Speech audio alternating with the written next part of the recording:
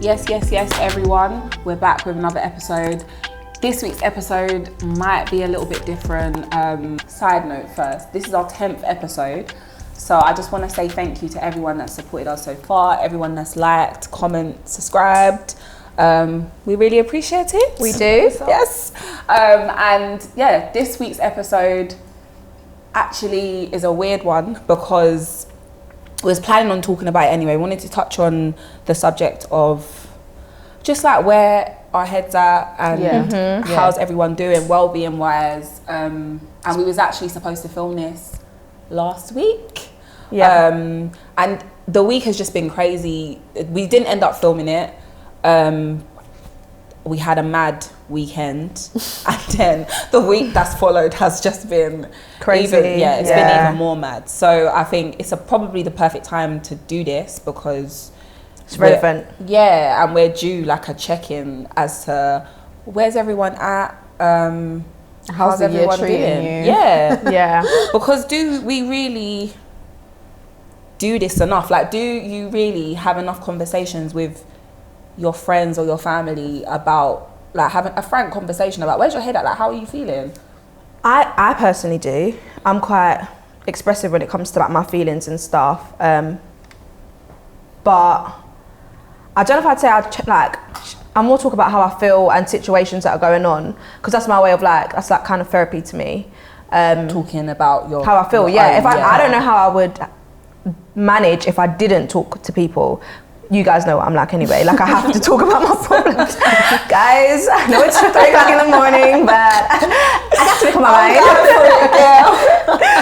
No, but yeah, that's therapy for me. So I feel like I definitely talk about my situations quite a lot. So yeah. Yeah, I'm quite different, I think. I don't really... You don't? No. You keep retiring.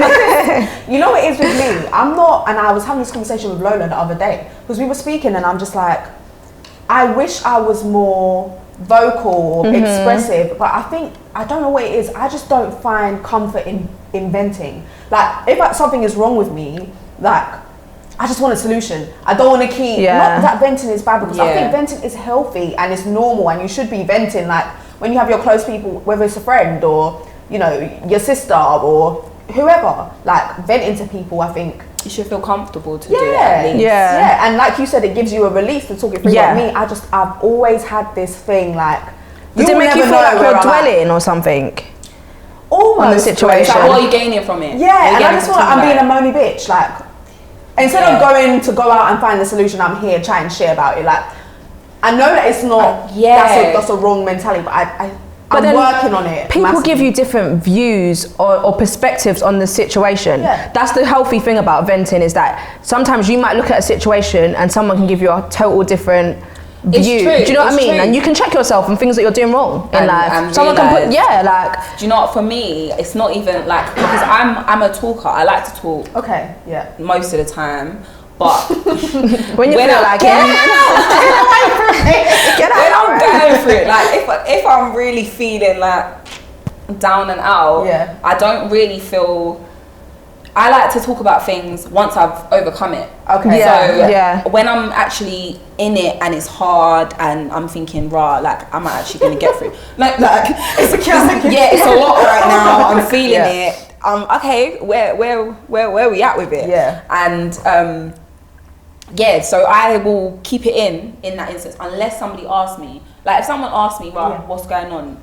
I feel like I'm quite open. You have to be poached. Yeah, but this year I feel like, because it's been such, in terms of the dynamic, just in terms of life, like you've had lockdown, then you've had I have been, my life has changed. Like things that I've been, like at the beginning of the year, so I was used to being, last year, if we compare it, last year I was used to being busy like all the time. I was at uni, I was working, then lockdown came and it was like, okay, in the midst of that I finished uni,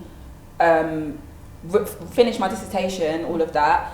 Then I lost my job before that. I lost my job in February at the beginning of the pandemic, and that was like, I suppose it was an uncertain time because everyone was, no one really knew. Okay. And it's, it's not even like it's applicable to just like one sector, it's across the board. Yeah. Whether you're even like legit, not legit, whether it's beauty, like everything was there. Construction. And the thing is, you was like there was no jobs even for you to apply. Listen, for. I'm waking up every morning and I'm applying for jobs, like graduate jobs that are not even, don't even apply to like my field, but I'm still applying and thinking, bro, what am I gonna do? Yeah, like, literally. And it was a long. Now, thank God, I'm employed in it and I can actually work, but it was a long period of feeling like raw. Like a dry spell. Yeah, because from the age of 16, even before 16, I've always had a job, like I've always worked. Yeah. So to not be able to provide for myself in the same way that I'm used to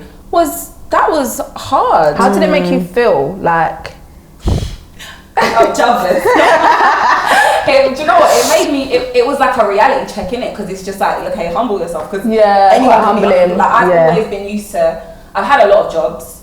As she said I've always before, found it easy to get jobs. Like I've got a lot of experience, so I've never really struggled. But this year was like, raw. Okay, I can't even get an interview. So and then I'm talking to my brothers and they're going through the same thing. I was gonna say, did it not almost give you comfort, but did it like give you a little peace of mind that is out of your control at this point? It's not anything that you're doing, but it's just the economy in general. Because obviously with something like getting job rejections, and everyone can relate to like being after a time where you're trying to get a job and you're just emailing and getting bare rejections.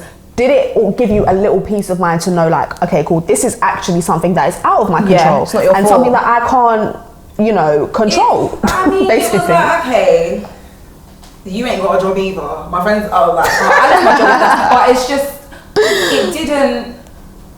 No, I'm used to being able to get my own money, like buy what I want, do what I want. It gives you that sense of independence. So my whole lifestyle had to change, even though it was on lockdown. So I was like, I'm still used to doing certain things. Like I like to get my hair done, I like to have my nails done. So those are things that I have always factored into my budget from like a young age. When you're now spending your savings, it's like, okay, you can't really do that. Do you know what I mean? Like, still something. Sorry, Knew that. Listen, there we go. I don't know. It was humbling, is how I can put it, and it put me into a whole different, like, it was a fight for me to not feel like, okay, I feel depressed. Yeah, because I don't even think it's just about not being able to provide for yourself. When you're going to work, you're in a routine. You have a job to do, regardless of what kind of job you do. You know, you're going, you get up, you're getting ready for work. I like to get when I go to work. Yeah, when I go to work, I like to look the part in it. So it's like I'm getting ready, I'm going out, and then when that is all taken away, it will have it had such a big impact on your mind, because it's like, what's my I'm not getting up, and then I dropped out gym. Do you know that was the thing? Because I was in the gym and everything was coming along. That's looking great. That's looking amazing. Yeah. Then got down. In the bed, drinking wine, eating everything. As well. And I think it's weird when you're a social. Well, me anyway. I'm a sociable person. I like to link my friends. I like to, go for food, go out. Like I'm not really someone that just stays in the house. That's not really my thing. No. Obviously, I like to chill as well. And this year, I've definitely learned what to chill, sit down, relax, focus. And it's been good because I feel like us, especially, but I can talk for myself. I've been able to focus on other things. I've been saying for years that you want to do. I've actually been able to do it because I've had the time. And I've been able to put thought into it. So there's definitely been the pros in that sense, but I think that is probably from impacting like my mental health. I'd say that's been like the biggest impact this year. Yeah, definitely. I can agree with that, and I think that a lot of people can relate. Because I've seen, what that sort of lockdown situation has done, especially with mental health, it's shown me like where people are at. Some people if you can push through something like this, you could probably push through anything, but there's some people that are not coping and still now are struggling to adjust, and I know a few people who have been quite slow pushing through, and then it just makes me feel like, I feel sad because this should be the thing that is almost makes or breaks you. Do you know what I'm saying? But then it's understand. You can't even blame them. Exactly. No one can prepare for this. No, you can't. How to navigate this situation, and then it's like, cool, this is going on, but then life is still going on. Do you know what Yeah, I mean? of course. Everyone still has other factors that are contributing to how they're feeling. Well, that's what I was going to say. Sorry, and I was just going to say, like, from my own experience, it's just that when life like comes at me, whatever situation it could be, like work or relationships or friendships or whatever that it could be, that could cause you to kind of be stressed or whatever, normal life just helps you to just kind of not almost ignore it, but when you're working and you've got things going on or whatever, you just keep going. Like, you don't sit down and dwell or get sad. But during lockdown, it's like, even if I was working, you've got so much time to just think. You've got so much time to just sit there and question and wonder, and it can really eat at you. You can just it makes the situation worse. Do you know what I mean? And I think that's how I kind of felt during lockdown. I had way too much time to think and I had to really subconsciously like nip myself out of. You see like the pros of that. Because, well, for me, I can see the pros of that because. Listen, if you know the amount of people that got dropped out this year, everyone getting dropped out. You're fine, you gotta go. When you have time to sit down and really check it, it's like, hold on, what do you bring to my life? It's not even what do you bring to my life. No, it is. Why do you think that you can act in a certain way and still stay? Yeah. There's certain things like, okay, cool, maybe you don't add value, but you act accordingly. Do you know what I'm saying? Like, there's people I'm mutual with, they act accordingly, but there's this respect and like unalignment. Me and you are not on the same I find that quite you gotta go. I definitely did drop a lot of people out this year. Not a lot of people, a few people, not many, but I find that quite difficult, dropping people out. I think I've had my bad. No, but like during this time of reflecting, I've realised something about myself that I never even realised. I am a holder in every part of life. Like, I don't like to let go of things. Like, I will hold on to things. In some sense, you can say it's sentimental, but sometimes it's a bit extreme. Like, I hold on to a lot. Why do you think that is though? I think it's just my nature. I'm just too nice sometimes. Like, I don't see the bad in situations. You know what you mean though? No, I know, but I mean as in like, I don't really like I'll keep people at distance, but I don't ever really feel like, I just feel bad like cutting someone off or like ghosting someone or just like, but do you know even what I mean? if it's for bettering your mental health. Yeah, but then I think that's what I've learned as well. Sometimes I don't always Put prioritize. yourself first. Yeah. That's one thing that no one needs to tell me to do. But then even with like doing with, obviously I care about my family, my friends.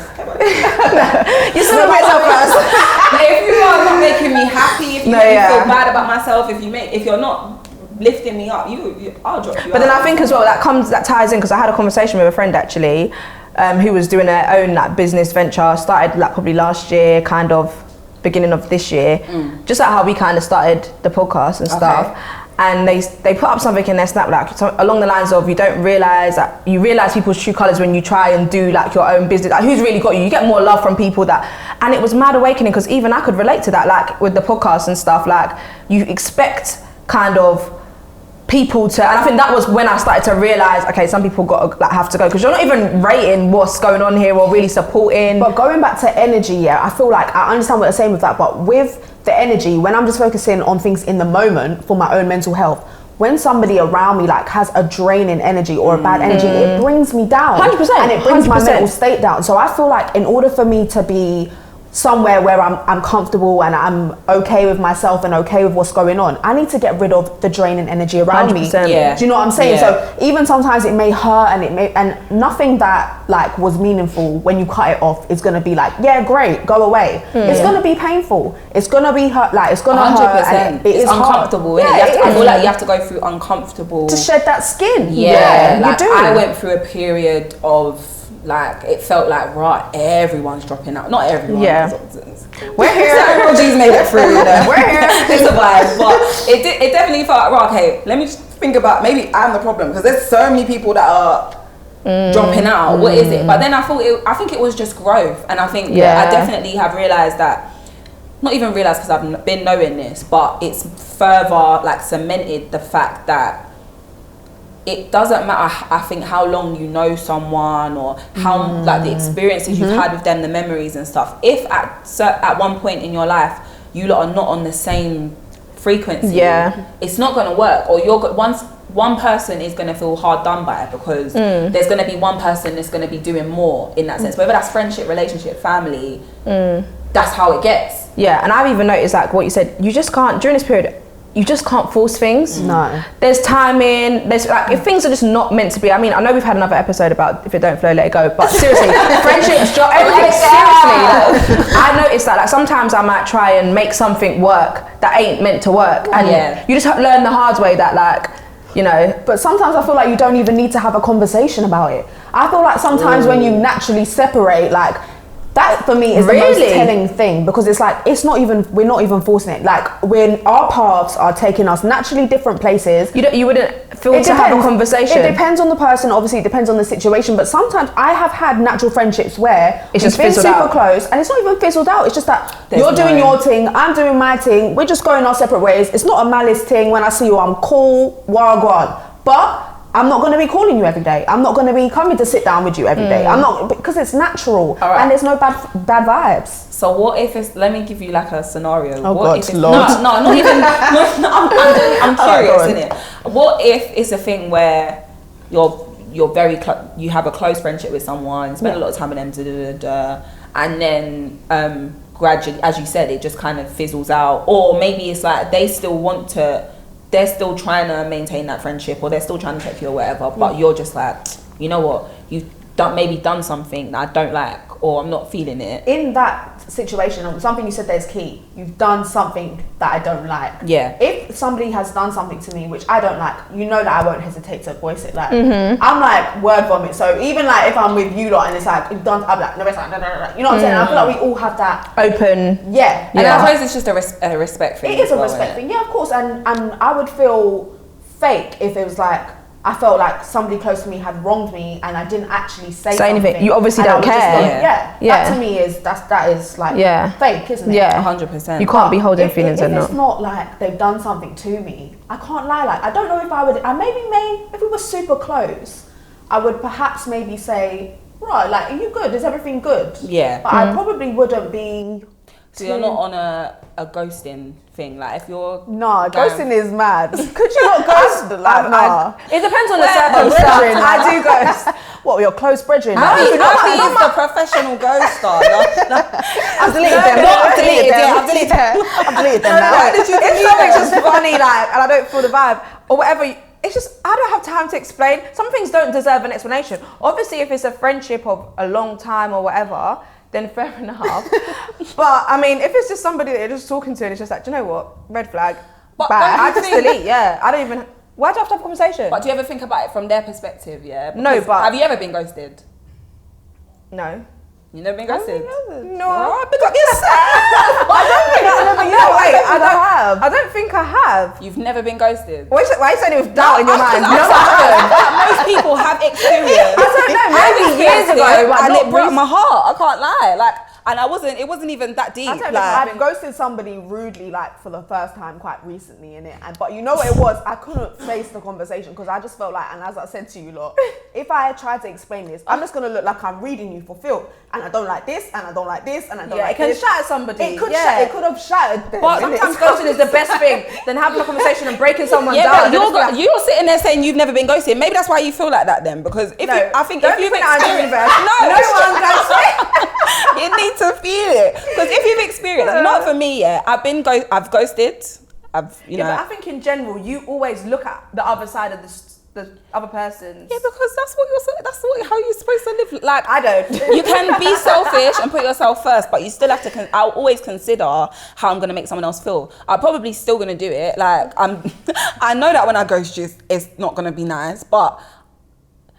Yeah, it's easy. I'm not even doing it with any malicious intent. Yeah, I am just trying. I'm never gonna see it that way. And if you're looking from their point of view, no, because How you guys are talking about ghosting. Yeah, about ghosting over a substantial amount of time.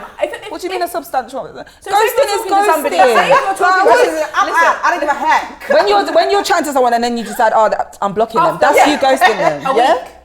Huh? But that's still ghosting though. And you think you deserve an explanation when maybe the vibe just like, right? It's not even you're talking to someone for a week, and then you're feeling it. You're thinking, I found my husband, and then he just blocks you. I wouldn't feel like I found my husband after a week. And if he blocks me, then really? Whoa! All right. I'll head out. There's a lot of, I don't know if the honesty is coming today. Don't come and lie. No, but then the next week I'll be like, okay, guys, hold on, let's just rewind. Yeah, but okay, but nah. Just what I'm saying, I feel like you have to look at it from both sides, innit? Both perspectives, and see how is it really going to make you feel. Because for me, even though that maybe the time when I did get ghosted, I was probably talking to them for maybe like 2 months. There is a little bit more context that I could give you to the story, but we'll save that for another, because, you know, a little bit off subject, a little bit off, you know, side. Wait for that one. But yeah, it made me feel like, raw. It's not nice to feel like you're vibing with someone, or feel like, you know, you're getting to know someone, they respect you at least. Like, at least have the respect, because it's not going to really hurt me if you say to me, "Rah, this isn't really working," or "I've got something going on." I was going to say, that is I'll a good respect reason, that, yeah, and I can hear that. But someone just thinking, "Oh yeah, I'm gonna delete you or block you," and not give you any explanation as to why, it's like, rah, that's deep.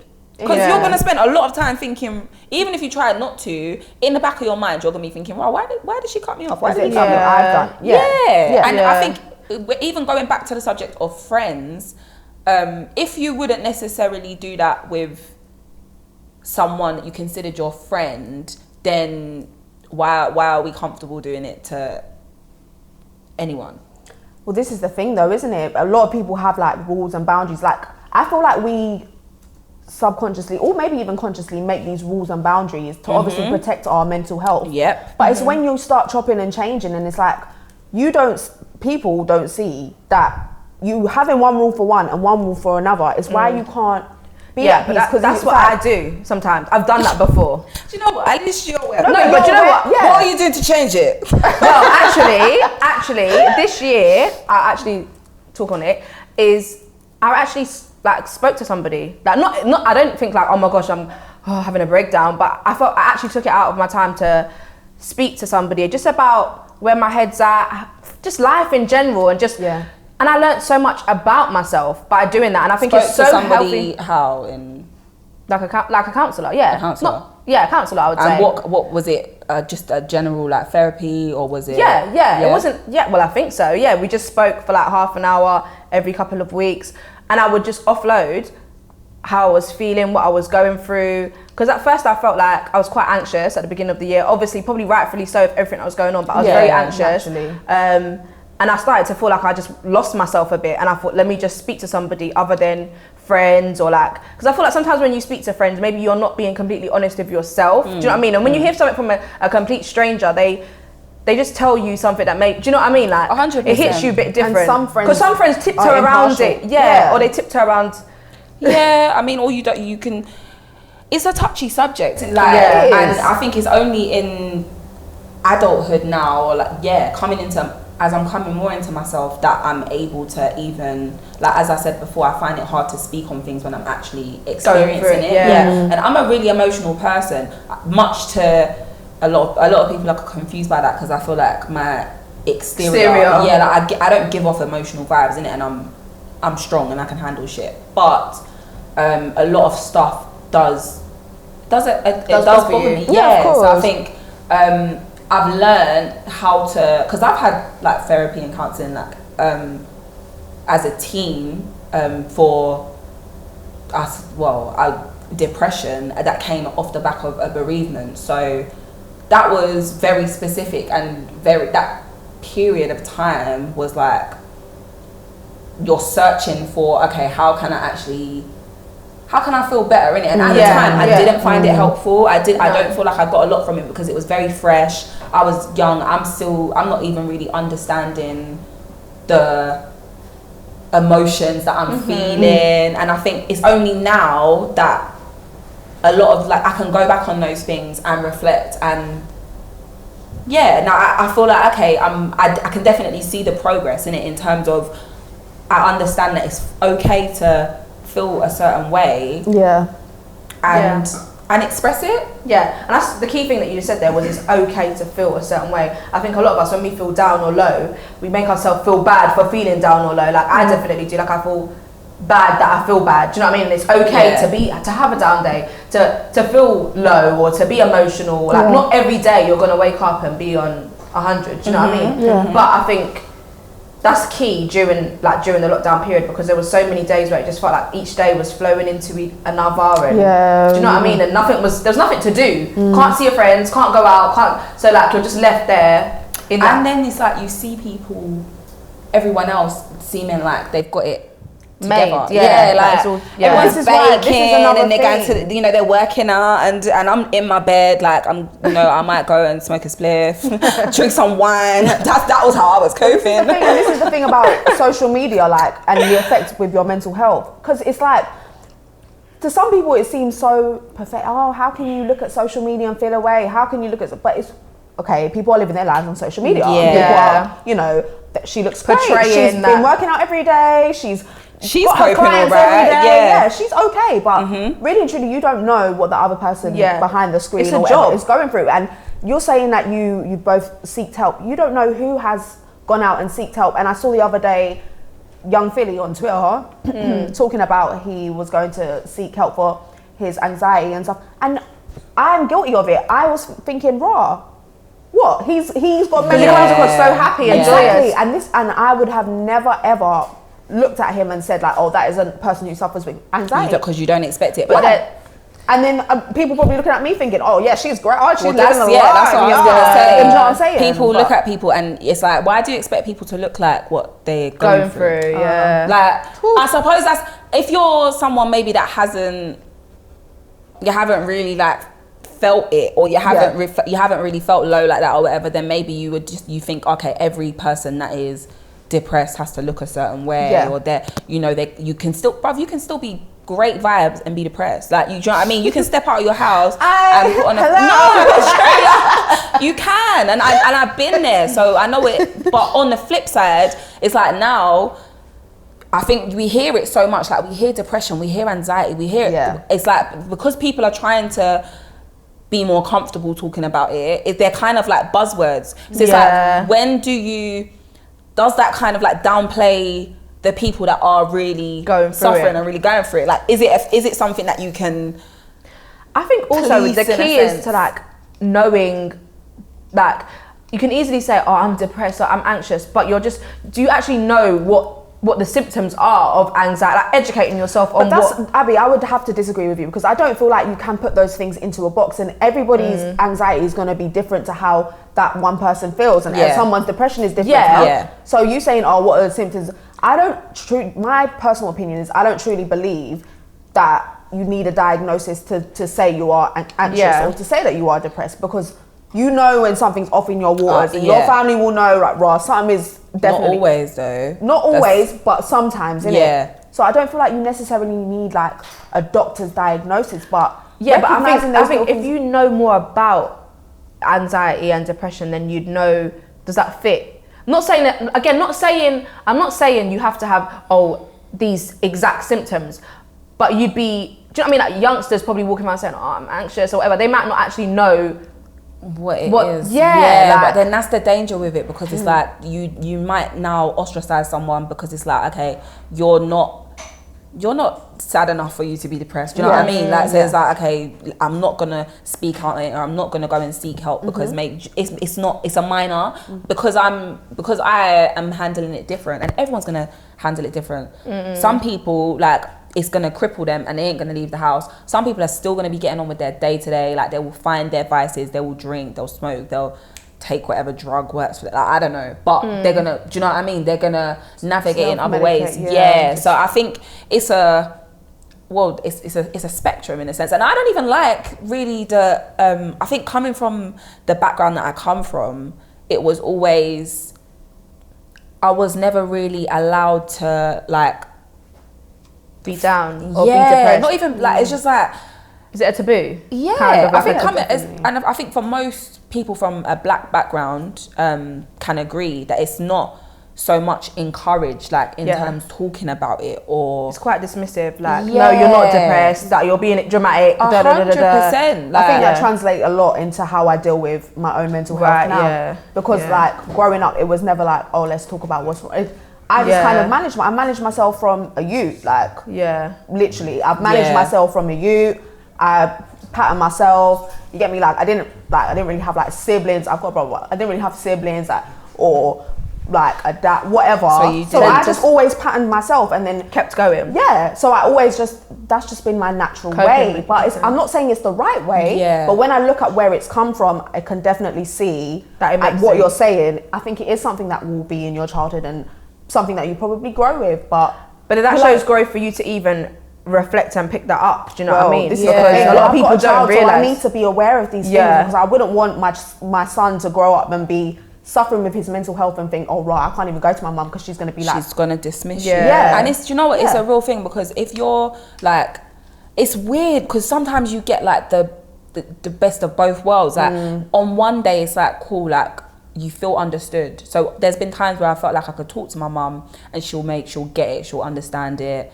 Okay, cool, like let's speak to the doctor, like that kind of thing, trying to find senses. And then other days it's just like, shut up, like, do you know what I mean? Get up, go to work, like do what you need to do. Like, you can't be, and I'm not saying you just didn't, like, I can't go to school now. Honestly, I don't feel good. I'm going get out of bed, pulling off the covers, oh my God. Literally. And listen, when I was meant to be doing my A-levels, and I had my A-level exams, I remember. You didn't show up. You didn't show up. It's a miracle. Who's calling you like Larissa, sociologist? I'm in my bed, and then my mum's waking up and beating me because she's like, "What? Like, you did 2 years of college to then decide that you're not gonna attend your exam." Obviously, surely that must be like alarm bells in your head at that time for you to think. Do you know what I mean? But you know what? I think the college situation was a bit, you know, it didn't help. Yeah, well, we spoke about it, but it didn't help. No one didn't want to go college. Period. It's not a place. I was working instead. Why am I going to college? Yeah, 100%. Because my mental health, it was just. Yeah, but at least you made your exams, bro. Like, I remember thinking, I really went like 2. I had bare missed calls. All my brothers are asking me where. But that is real shit. Do you know what I mean? So I didn't face it. For you actually not to come think of the place where you must have been at mentally. 100%. Do you know what I'm saying? 100%. That is telling in itself. And now I think like this year there's so much stuff that I've been, as I said, been wanting to do for ages that I've finally like been able to do this year. Do you know what I mean? And I think it's just about the timing, because when I think about the place that I was in them times there, and for a good lot, like quite a long period of my life, and I think about the people maybe that I had around that weren't necessarily, you can never put the blame on other people. I always take full responsibility, but if people aren't necessarily good for your growth, like because the people around you are very much your environment, if that's not supporting you and you're not on the same wavelength, then it's going to be really hard for you to do all of those things. It'll be really hard for you to get yourself out of a low place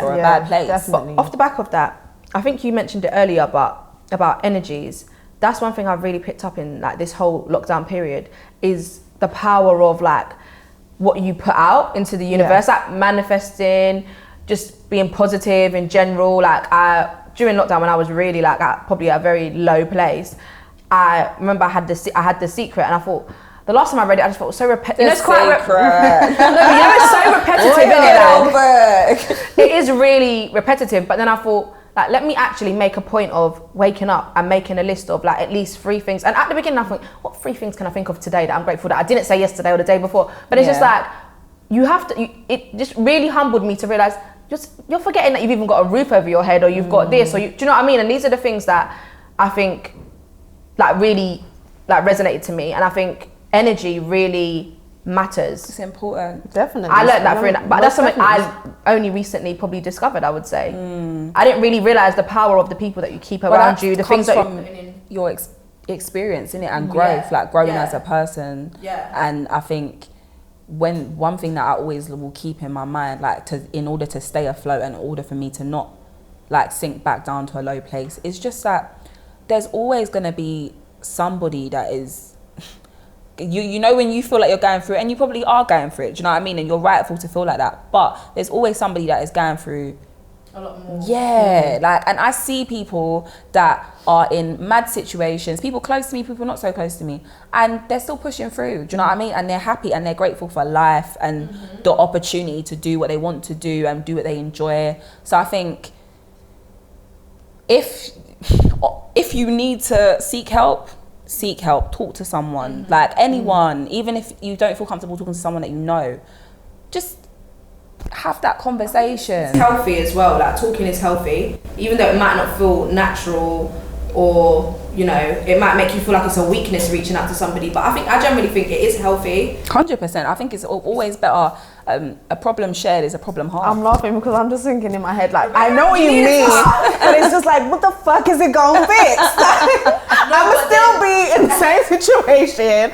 What the fuck is it gonna do? And I feel like, yeah, it's quite a masculine view, because I feel like a lot of guys have that kind of, like, what the fuck is that gonna fix? Guys talk like, I've been in relationships that like, we need to like see a relationship counsellor, you know, not being serious, I'm not going to chat to no you know what I'm saying. So but I think that's even leading into, we have an episode coming on that kind of thing, on reflection, on mindset, all of that. So in that episode we can get more into the, I suppose, the solution side of what the things that we're talking about. So we, you know, talk about how we deal with it, how we navigate it. But I really enjoyed this, you know. I feel like we should do, you know, another episode in the future talking on mental health, because I feel like it's becoming one of them things that needs to be talked about. And, it's always been one. I think, like it's another perspective as well, like a guest or male perspective. I think the male, especially in the last year, it's been highlighted that there's definitely not enough frank conversations being had on men's mental health. And I think that's something that would be good for us to discuss, good to get a guest on, give us a different perspective. And on that note, thank you guys for watching. Thank you for watching all the time. Thank you for supporting, as I said, thus far. Make sure to like, comment and subscribe. Let us know your thoughts. Any topics that you would like us to touch on, give us a shout. You can find us on Instagram at Down to Mars Official.